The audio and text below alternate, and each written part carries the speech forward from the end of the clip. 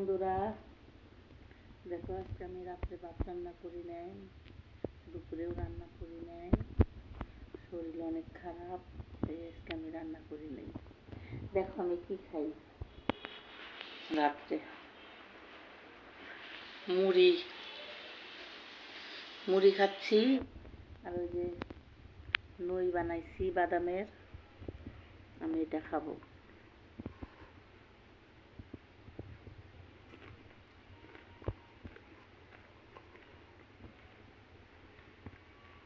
এটা এই না,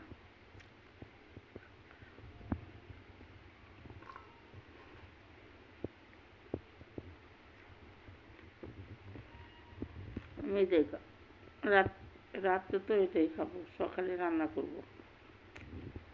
তো বন্ধুরা ভালো থাকো, খুদা হাফেজ। খাইতে নিছি তো নিয়ে সালাম দিলাম না।